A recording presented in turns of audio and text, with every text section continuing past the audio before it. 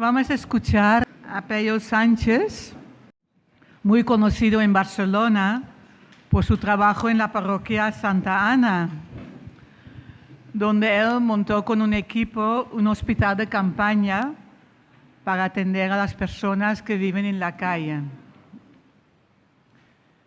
Una iglesia en pleno centro de Barcelona que se ha convertido en casa, en hogar de quienes no lo tienen. Quien se acerca ahí pues sabe que quizás se puede duchar, comer algo caliente, tener atención médica o sobre todo alguien que le escuche y que se interesa por él. Atiende a muchas personas sin techo, muchos también sin papeles, que es también no tener techo, porque están en esta espiral surrealista de la ley de extranjería que exige un contrato para iniciar los trámites y nadie te contrata si no tienes papeles, ¿no? Aparte de ser párroco y hacer todo este trabajo con las personas más pobres, materialmente, ¿no? Y de papeles, es también teólogo, ha enseñado y enseña antropología teológico y es especialista en cine espiritual. Tengo que confesar que nos hemos conocido esta mañana y tampoco no he leído ni un libro de él. Solo he ido una vez a la parroquia Santa Ana a escuchar una conferencia y tal. Pero entonces voy a citar a Xavier Meloni. El deseo que haya justicia y un nuevo orden social anuncia las primicias de una humanidad nueva. Se puede vivir ya un trozo del cielo aquí y ahora, pero para ello se necesita un tránsito, una Pascua entre el todavía no y el ya sí. Es responsabilidad de cada uno y de todos juntos de ponernos en camino para pasar de una humanidad desfigurada a una humanidad transfigurada. Yo creo que, por lo que he leído de él en internet, pues Pello ha tomado esta responsabilidad y lucha para que el ya sí para todos pueda empezar aquí y pueda empezar un trozo de cielo aquí y ahora. Vamos a darle la palabra. Yo me voy a levantar porque es que si no, si me quedo quieto, además no os veo bien y así me gusta por lo menos acompañarnos con la mirada. Bueno, después de un trocito de eternidad que hemos tenido y que nos has acompañado, os propongo meditar sobre el título, he puesto el primero en el paraíso, y quiero partir de un texto bíblico para reflexionar sobre la perspectiva de los pobres en la mirada a la vida eterna. Y elegí el texto bíblico porque tenemos uno de los amigos de la calle que se hace llamar Dimas, y se hace llamar Dimas porque era un verdadero ladrón, un profesional, nada una tontería, un ladrón como Dios manda, o sea que no le cogían, y bueno, recayó en la droga, tuvo una experiencia muy dura. Y después de esa experiencia, pues tuvo un camino de encuentro con Dios, y él decía que lo último que había hecho era haberle robado el corazón a Dios y por eso se había bautizado como Dimas. Y siempre nos ha asombrado desde Dimas, nos ha asombrado este texto que está puesto en la hora de la cruz. Los textos de la hora de la cruz tienen una especial significación como clave de interpretación, porque siempre el final interpreta todo, ¿no? Y el hecho de que históricamente se presente a Jesús crucificado junto a dos malhechores, o sea, gente que había hecho el mal, es lo que dice el texto griego, que había actuado el mal, y además en un momento donde Jesús también es considerado un malhechor, porque de hecho la acusación a Jesús tiene que ver con esto, ¿no? Con que era un malhechor Y de hecho, la pregunta también de Pilato, ¿realmente este era un malhechor? El que en el momento de la cruz y además en la tradición del Evangelio, precisamente cuando Jesús dice perdónalos porque no saben lo que hacen, se presenta este diálogo entre, por un lado, una multitud. Dice el texto que la multitud se miraba lo que estaba pasando en el Calvario de lejos, ¿no? Con cierta indiferencia. Los sumos sacerdotes le decían a Jesús, ¿dónde está tu poder ahora? Y se ubicaban desde el poder. Los soldados se burlaban de él, del derrotado, y otro de los malhechores también diciendo, tanto que decías, ahora nos podrías salvar.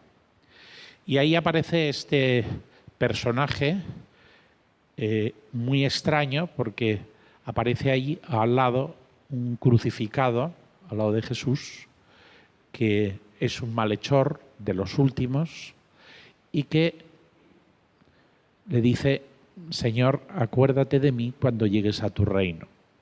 Y entonces Jesús le da una promesa, hoy estarás conmigo en el paraíso, y esta promesa, que es una promesa de salvación ya, pues precisamente resulta que el crucificado, que era de los últimos, va a ser el primero que pasa, con perdón de algunos teólogos, incluso antes que María, porque le da el paso por delante.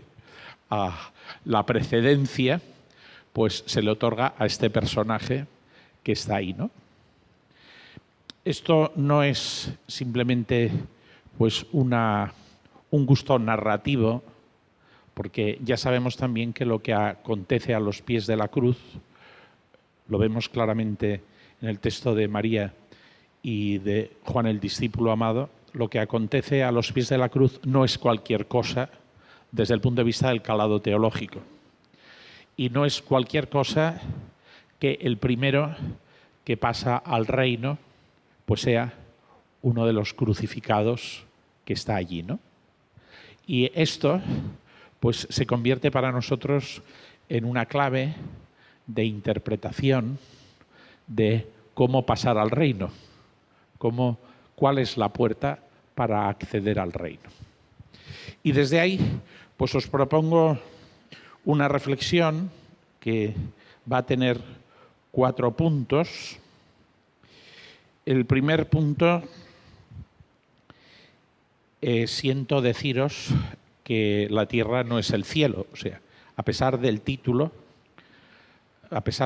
pues la tierra no es el cielo.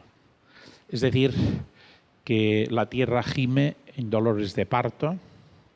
Es decir, que en la tierra, en la historia, se acumula la historia del sufrimiento de las personas. Nuestra experiencia cotidiana es acompañar muy de cerca el sufrimiento de tantas personas, ¿no? Es decir, bueno, pues la semana pasada, ahora estos días, pues está llegando otra vez mucha población de América Latina, que llegan como turistas. En 3 meses se gastan lo que estaban obligados a tener como bono y se encuentran en la calle, porque antes pues la familia podía acoger a los latinos que venían, los amigos, pero ahora como viven en una habitación realquilada, pues no pueden acoger. Y la gente se va a la calle, ¿no? Y entonces pues teníamos a un par de mujeres jóvenes que habían salido de Perú y que pues nos contaban su historia durmiendo en la calle, ¿no? Y esta experiencia, primero de una gran ingenuidad de venirse a Europa en un sueño extraño, ¿no? Y por otra parte, la gran vulnerabilidad en la que también se colocan, ¿no? Dejando todo y en manos de la trata, eran 2 chicas jóvenes, en manos también de la posibilidad de ser captadas y todo esto provocando siempre una experiencia de sufrimiento. Entonces, o sea, no podemos perder de vista cuando estamos allá justo en el frente donde llega el sufrimiento, que no podemos olvidar que estamos en una historia dramática donde se acumula mucho el sufrimiento. Estaba el otro día en el Parlamento de Cataluña, en la Comisión para la Ley del Sinhogarismo, y había un profesor universitario de la Universidad de Girona, pero el nombre del profesor no quiero acordarme, y decía que teníamos que tener instrumentos para valorar la eficacia de los proyectos de atención a las personas sin hogar. Y por eso pedía que la ley contemplara que había que financiar a las universidades para que pudieran hacer estos proyectos. Y yo pensando en la gente durmiendo en la calle y diciendo, aquí tenemos a estos que todavía quieren vivir de los que están en la calle, ¿no? Pero yo les pregunté después en la comisión, pero hemos logrado con la ciencia tener un instrumento que permita cualificar el sufrimiento de las personas. Es decir, tenéis un instrumento que me permita medir, como te pones el termómetro, el nivel de sufrimiento de las personas que han vivido situaciones de trauma durísimos, que han vivido situaciones que además, cuando una situación de sufrimiento empieza, pues luego lleva un dinamismo de multiplicación, ¿no? Entonces, cada vez se hace más fuerte el sufrimiento, ¿no? Entonces, pues a lo mejor, si tenemos que pedir algo a la ciencia, pues también sería, ¿no? Ahora que se le pide todo a la ciencia, pues a ver si la ciencia nos puede explicar cuánto puede resistir una persona en situación de sufrimiento. Desde aquí, la aproximación de Jesús a los pobres no es una estrategia, sino que es la manifestación de la forma de ser de Dios. Es decir, es la recuperación del proyecto original del amor de Dios. Y el proyecto original solo se recupera asumiendo el drama que significa el sufrimiento de tantos. Y en ese sentido, o recordarnos que no estamos en el cielo, va bien, porque los cristianos somos gente de la esperanza, pero para nada somos ingenuos. Y hemos profundizado en el alcance y la densidad del poder del mal. Es decir, que algo aparentemente bueno, voy a poner un ejemplo un poco escandaloso, pero perdonéis porque a mí me gusta provocar un poquito, ¿no? Me salgo de cámara ahora entro. Y es, bueno, Gaudí cuando se le ocurrió hacer la Sagrada Familia, pues además desde una espiritualidad fuerte, una austeridad grande, pues no se imaginaba que la Sagrada Familia iba a ser el motor del turismo de Barcelona. Porque, o sea, ya sabemos que la mayoría de la atracción del turismo pasa por la Sagrada Familia. Y que, pues, hoy Barcelona es una ciudad inhóspita gracias a la Sagrada Familia. Estas las contradicciones, quiero decir, para que veáis las contradicciones que tiene el mal, es decir, que algo que en principio puede ser bueno, siempre lo termina atrapando los dinamismos sociales de los intereses y lo convierten en un lugar de mal.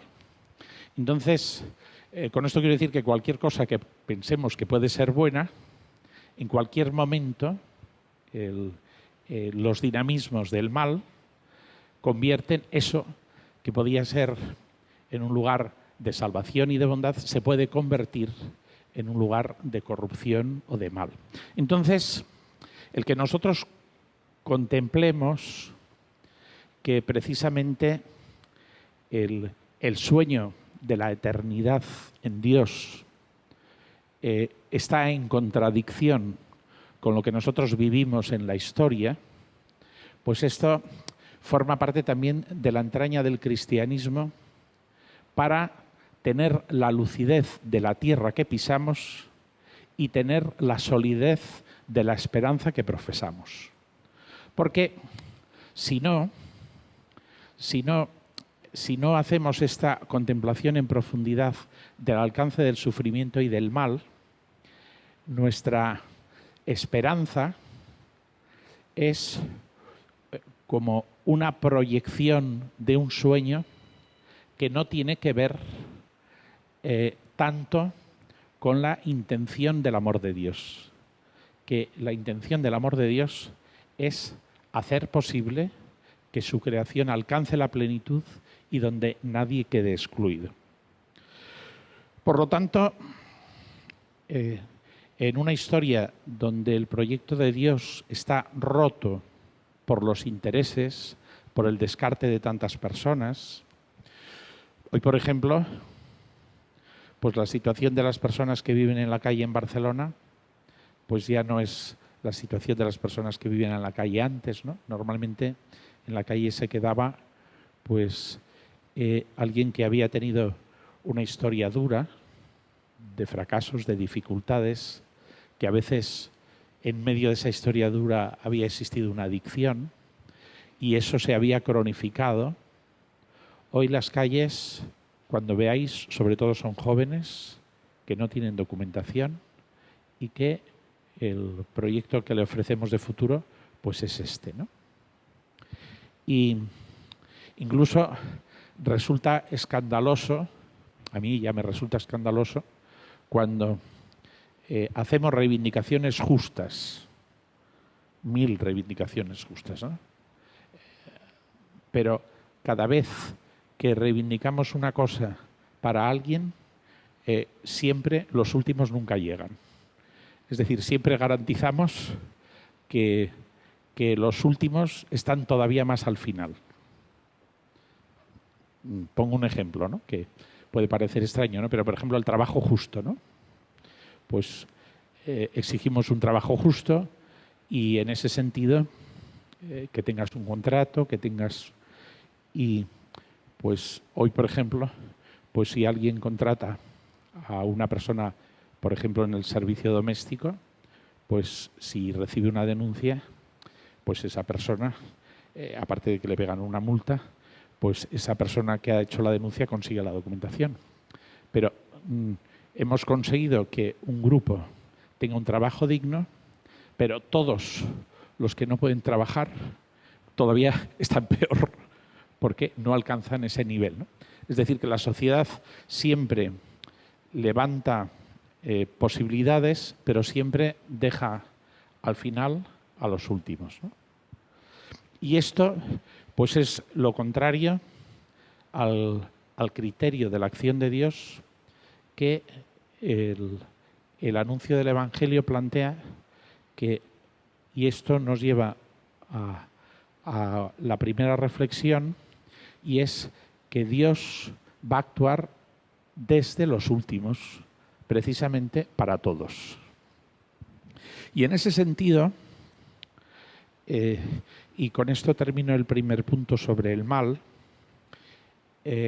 querría indicaros que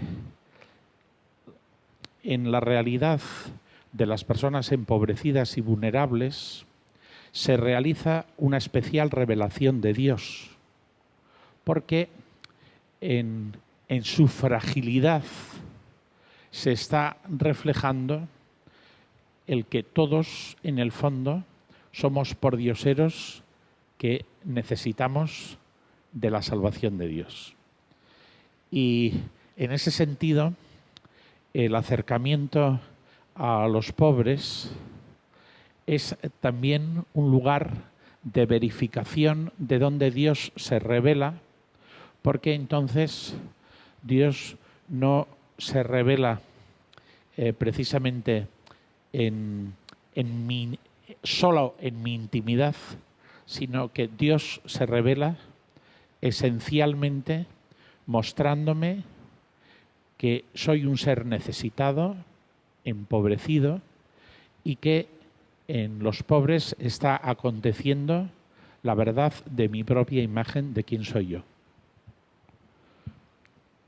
Y en este sentido esto es muy importante porque nuestros parámetros de felicidad pues están cargados de criterios de lo que nos permite ser felices, y cada uno pues nos rodeamos de un ambiente de felicidad, pero probablemente la proximidad a los pobres nos desnuda de esos criterios de felicidad porque nos permite descubrir qué es lo que es auténticamente necesario para ser felices. Es decir, que para alcanzar la felicidad de lo que nosotros somos pasa necesariamente por reconocer la pobreza de lo que somos y no encubrirla. En ese sentido, el dinamismo social siempre nos va arrastrando a encubrir nuestra propia pobreza, porque pues todo el montaje del consumo en el fondo son formas de encubrirnos que no somos pobres.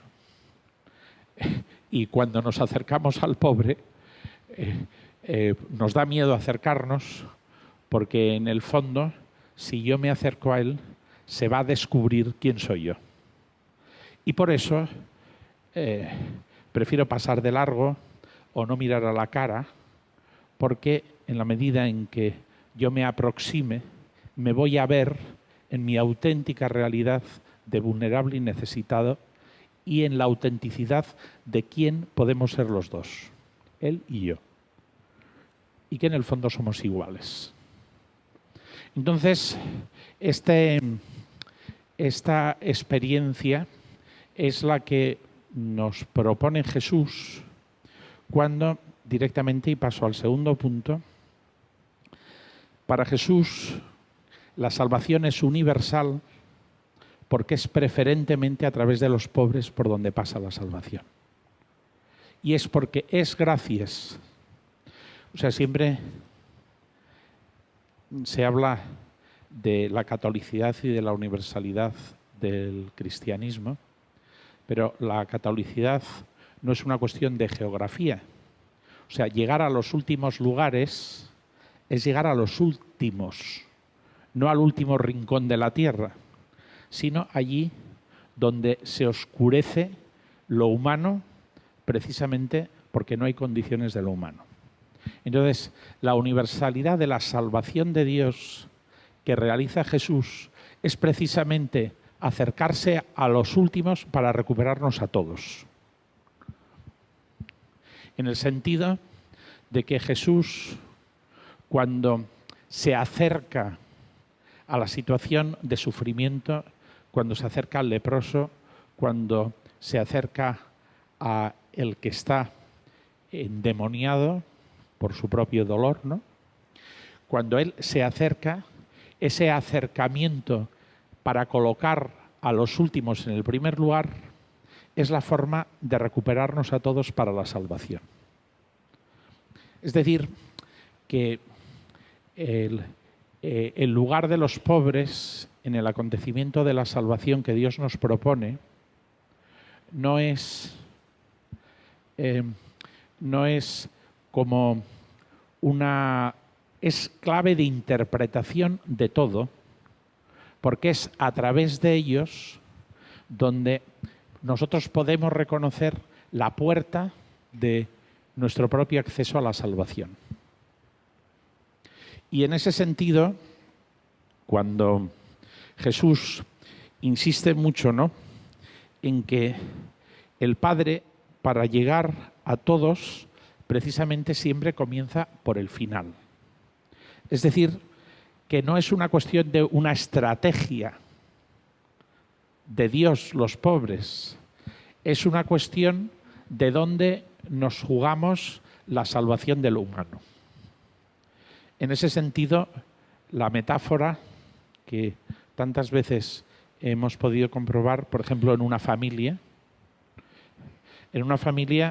si aparece un hijo con una debilidad especial, la preferencia del cuidado a los hijos, a ese hijo, no va en contra de los otros hijos, sino que siempre la dedicación a ese hijo es la garantía de la disponibilidad a la dedicación a todos.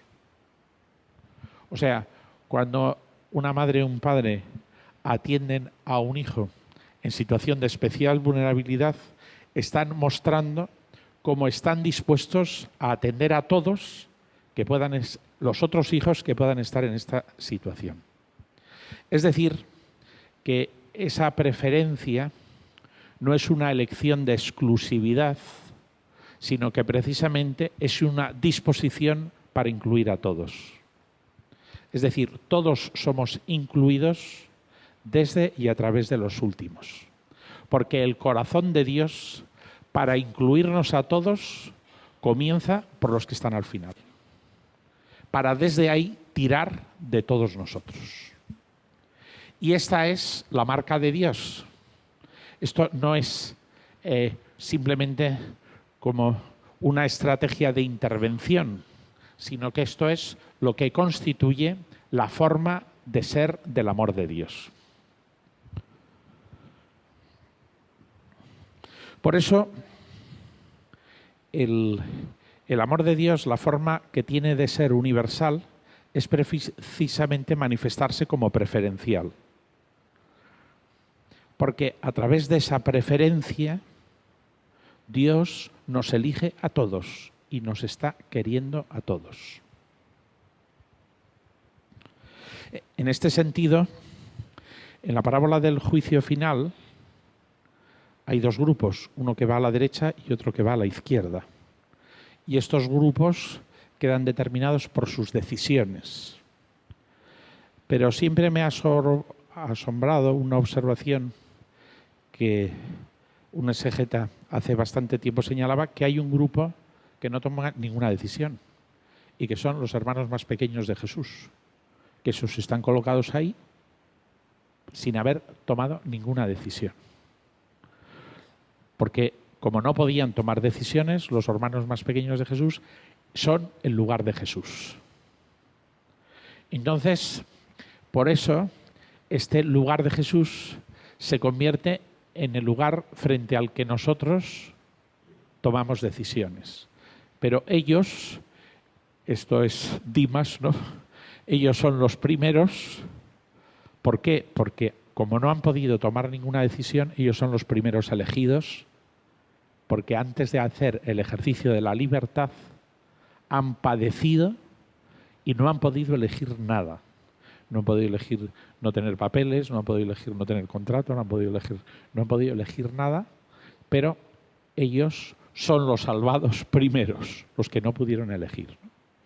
Y desde ellos nos hemos de situar el resto. Por lo tanto, la forma de hacer justicia de Dios es una forma de invertir los puestos, los primeros son los últimos, que es algo más que solamente cambiarte de puesto, sino es comprobar cuando los últimos son colocados los primeros, entonces todos saben quiénes son en esa reunión. Porque ha recogido a los que estaban al final del todo y colocándolos en la cabecera, está precisamente reestructurando el corazón y reestructurando el dinamismo del amor. Todos somos iguales, todos estamos llamados a ser hermanos. Entonces, esta experiencia de invertir los lugares es también para nosotros muy pedagógica, porque nosotros nos tenemos que acostumbrar a ir al último lugar para, desde ahí, tener la perspectiva de los últimos. Porque si no, no sabemos quiénes somos. O sea, porque, claro, el que se coloca aquí en primera fila, Agustín, tú no estás viendo a los que tienes detrás, pero si te colocas al final, entonces ves la perspectiva de todos. Entonces, el que los primeros nos vayamos a los últimos puestos siempre es muy necesario y este es un ejercicio espiritual, los ejercicios espirituales son estos, este es un ejercicio espiritual para saber cuál es el corazón de Dios que llama a la fraternidad de todos. Y esa es la experiencia de donde se manifiesta la eternidad de Dios. En ese sentido, el tercer punto que quiero destacaros es cómo el juicio escatológico, que es la puerta de la plenitud, que es un juicio de amor, siempre nos sitúa ante esta decisión de en qué medida hemos estado dispuestos a ejercer un camino de amor. En este sentido, me parece importante en este momento también como desactivar algunas de las reflexiones que han surgido en torno a los pobres en la Iglesia. En primer lugar, porque me parece que el recorrido también histórico de este tiempo y sociopolítico de este tiempo nos ha permitido comprobar cómo casi todos los intentos de revolución que pretenden colocar a los pobres en el primer lugar, pues al final terminan siempre dejando a los pobres fuera, ¿no? Esto, por ejemplo, con los amigos que hablamos de América Latina, todos dicen lo mismo, ¿no? Siempre quiso venir alguien que se quería poner en la disposición de servir a los últimos, pero nunca terminaron tan corruptos como los otros, ¿no? Y en ese sentido hemos asistido en esta época, ¿no?, también a una crisis de las políticas que, favoreciendo la justicia, reivindicaban un dinamismo de igualdad y que luego se han convertido en dinamismos de opresión. Me gusta, uno de mis inspiradores es Lorenzo Milani, el maestro de Barbiana, y él escribe una carta a Pipeta, que es un dirigente comunista del que se hizo muy amigo en Barbiana, que era un pueblo perdido donde lo mandó el obispo porque había escrito una carta contra el servicio militar y los capellanes militares, y allí perdido se hizo amigo de este joven comunista, y una vez los comunistas ganaron el gobierno en Italia, pues él fue invitado a Roma a tener un cargo, esta persona. Y don Milani le escribe una carta que es preciosa y le dice, porque este joven le invita a don Milani también a ir a Roma, y le dice, mira, yo me quedo aquí porque cuando tú estés en Roma haciendo el servicio por la justicia, yo estaré en la cabaña donde tú naciste, al lado de tus padres, delante del crucificado, porque este es el lugar de los pobres que tú habrás olvidado. Y en ese sentido sí que hemos asistido, ¿no?, a una desocupación de la ideología de los pobres, porque al final pues hemos asistido también al abandono último de los pobres, ¿no? Por ejemplo, pues bueno, teóricamente tenemos uno de los gobiernos de izquierda más importantes y nadie ha reformado la ley de extranjería, que hoy es el primer lugar de generación de pobreza en nuestro mundo, ¿no? Y esto también nos hace pensar como Iglesia que habría que desarticular también determinado discurso sobre los pobres en la Iglesia, primero porque lo hemos normalizado, y me parece que tenemos que tener mucho cuidado cuando hablamos de los pobres si no hemos pisado realidad. Y es mejor callarnos y tener la discreción del que tiene que silenciosamente hacer la experiencia para estar ahí, ¿no? Creo que en ese sentido pues tenemos que vigilar también nuestras palabras cuando hablamos, porque nos quejamos del populismo, pero a lo mejor nosotros también. Y después también otro dinamismo que olvida el que cómo es la presencia ante los pobres es que hemos invadido la presencia ante los pobres con competencias profesionales y hemos olvidado el que la presencia ante los pobres forma parte de la identidad de la vocación cristiana y que no estamos por profesión, aunque es muy interesante la profesión, sino que estamos por vocación cristiana. Y en ese sentido, la sustitución en la Iglesia por profesionales de los vocacionados es un drama que permite también en este momento olvidar que el lugar de los pobres es un lugar donde acontece la salvación de todos. Y otro elemento que también pues preocupa especialmente es que el compromiso con los pobres forma parte como de la consecuencia de la experiencia de Dios, cuando el compromiso con los pobres no es consecuencia de la experiencia de Dios, sino que es el acceso a la experiencia de Dios. Es decir, que la puerta del cielo, la puerta de la eternidad, pues es precisamente esta experiencia donde descubrimos el corazón del Padre que se manifiesta en Jesús, que es precisamente el primogénito entre muchos hermanos. Y en este sentido, la llamada al juicio final, que no es sino una llamada a la responsabilidad de la libertad en la dirección del amor,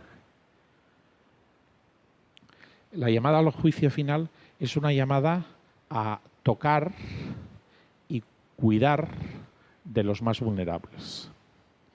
Y en este sentido, pues esto no es solamente una cuestión de la eficacia de la acción que hacemos, sino que es la radicalidad de la experiencia que emprendemos. Porque al atardecer de la vida seremos juzgados en el amor y el juicio de amor se verifica precisamente en esto. ¿En qué medida yo toqué la vulnerabilidad del otro y contribuí a cuidar de él? Y esto, pues más allá de marcos, de proyectos, de estructuras, ¿no? Y en este sentido, pues siempre la perspectiva esta del juicio, que en algunos momentos la disolución del tema del juicio tiene un verdadero problema. El juicio final no es un juicio de justicia distributiva, sino que es un contraste ante el amor de Dios y mi propia vida. Entonces, el contrastar ante el amor de Dios mi propia vida. Y por eso nuestras decisiones son importantes. Y frente a algunas tendencias un poco simplistas, ¿no?, que dicen que la salvación es de todos sin distinción, siempre la Escritura y la tradición ha mantenido que sí, en el corazón de Dios, pero que nuestras decisiones son importantes y que nuestras decisiones no son indiferentes ante esta situación. Entonces, que la determinación de nuestra voluntad en la voluntad de Dios es precisamente esto, ¿no? El decidir tocar, como hacía Jesús, porque además Jesús, una de las cosas que insiste mucho en las curaciones y es que él necesita tocar, porque ahora me salgo de cámara, si no toca, no se reconoce. Y esto también es una invitación importante para que nosotros toquemos realidad, porque si no la tocamos puede ser una nueva ideología, ¿no? Pero es que para mí tocar es un lugar de salvación, para yo también ser curado. Entonces, no puedo dejar de tocar. No importa cuánta eficacia, cuánto resuelvas, sino solamente importa que toques y que trates curar. La eficacia siempre es importante, pero no es lo imprescindible. Lo imprescindible es la autenticidad de lo humano, de lo que significa la experiencia radical de ser hermanos. Y en ese sentido, y ahora me vengo al último punto, y es que la fraternidad es el lugar del cielo en la tierra, en el sentido de que la celebración de la Eucaristía es mucho más que una celebración litúrgica. De hecho, uno de los problemas de la liturgia cristiana es que ha aislado el altar y la mesa. Es decir, de hecho, es la primera crisis que se da ya en la Comunidad de Corinto, que las primeras comidas de los cristianos donde se celebraba la Eucaristía era una comida donde se celebraba la Eucaristía en un momento dado. Lo que pasa es que en esas primeras comidas pues empezaba ya a pasar el escándalo que unos traían un montón de comida y se la zampaban allí y otros casi no tenían comida y ahí estaban también. Y luego celebraban juntos la palabra y entonces Pablo dice, estáis comiendo y bebiendo vuestra propia condenación en 1 Corintios, ¿no? Pero la mesa y el altar van juntas. Y esta separación, es decir, que en la celebración de la Eucaristía es el acontecimiento donde el reino empieza en la tierra, aunque sigue estando la tierra en el drama del pecado. Es decir, que los que celebran la Eucaristía son unos hermanos que además están heridos. No es una celebración de los perfectos. Por eso todo este rollo que nos hemos montado con las excomuniones y todo esto a Jesús le sonaría. ¿Por qué? Porque precisamente la Eucaristía es el lugar desde el que se recupera la fraternidad y a la que todos están invitados, y precisamente los heridos son los convocados a la Eucaristía. No es la Eucaristía una celebración de los santos y perfectos, sino que es una celebración de los heridos. Y los pobres nos recuerdan que heridos somos todos. Entonces, en este sentido, en la celebración de la fraternidad cristiana como lugar del cielo, es un lugar donde acogemos las heridas que cada uno llevamos. Y además acertamos a contemplar que solamente Dios puede curarlas. Y la celebración de la Eucaristía es ser traspasados por una presencia de Dios que hace ya posible la fraternidad del cielo. Es decir, que la fraternidad del cielo está empezando en la tierra. Y por esto es muy importante celebrar los anticipos, porque la anticipación, hay un diálogo fuerte con Levinas, el filósofo judío, que tenía un problema con los cristianos, con la radicalidad que tiene su pensamiento, uno de los pensamientos más profundos del siglo XX, y decía, lo que yo no comprendo de vosotros es cómo vosotros podéis celebrar ya una fiesta de fraternidad ya cuando todavía falta tanto y somos responsables de tanto sufrimiento de los otros. Y la pregunta es muy pertinente, pero nosotros celebramos ya porque el sufrimiento ha sido traspasado y la eternidad ya ha comenzado en la resurrección de Cristo. Entonces, la celebración de la Eucaristía es el sacramento donde descubrimos que ya se abre territorio de cielo en la tierra.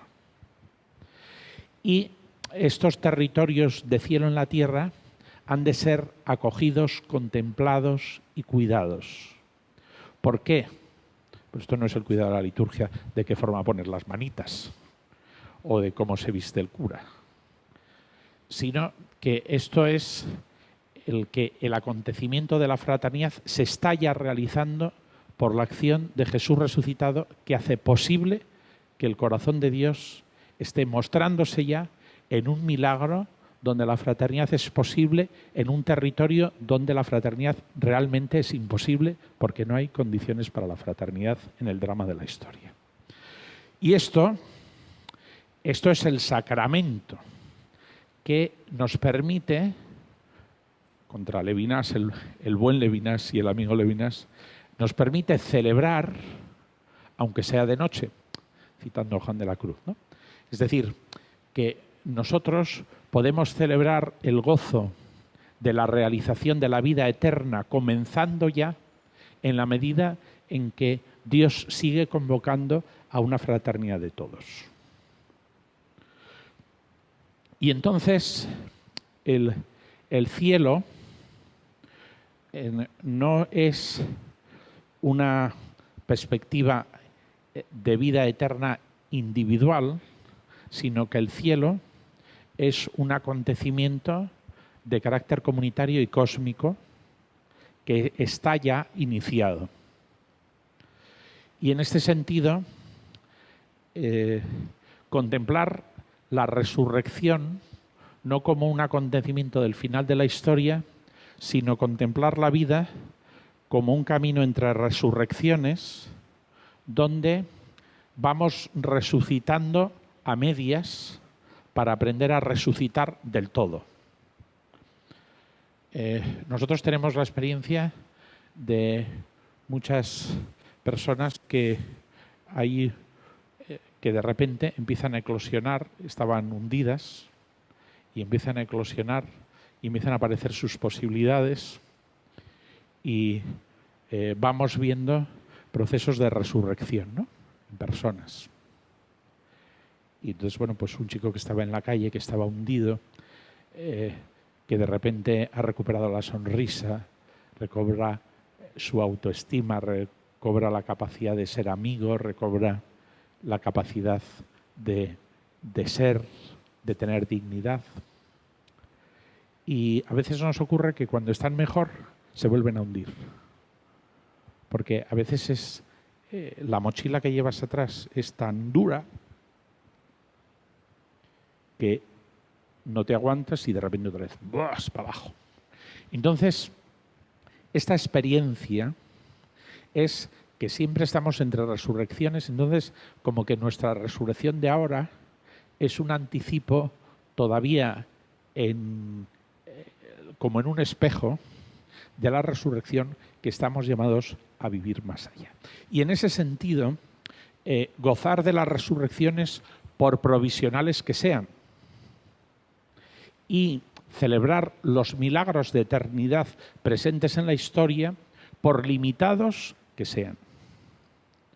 Y en ese sentido, la espiritualidad cristiana pasa mucho por descubrir una mirada que es capaz de ver que el acontecimiento de la vida eterna está empezando ya allí.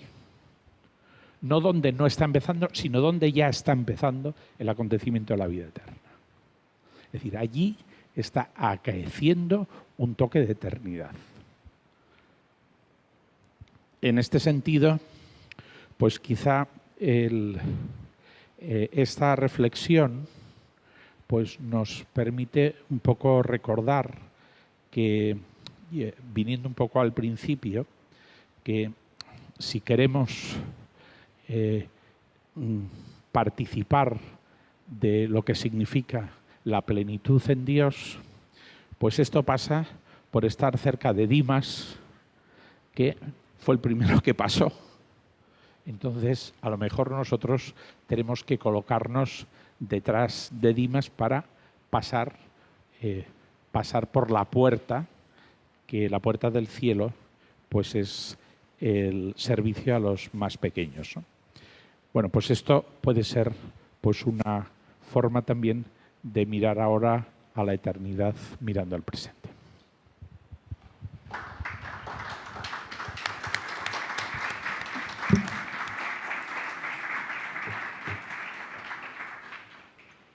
Muchas gracias. Me ha dicho Peyo que tiene sus palabras escrito también, ¿no? Y que nos lo pueden pasar. La semana que viene con la secretaría pues ya lo enviaremos a todos por email. Me ha encantado lo de gozar de las resurrecciones por provisionales que sean, ¿no? Importante en medio del sufrimiento y con realismo, pues hacia todo este mal que hay en el mundo, pero poder ya gozar un poquito de las resurrecciones provisionales que nos dará fuerza para seguir trabajando para más plenitud, una resurrección en más plenitud.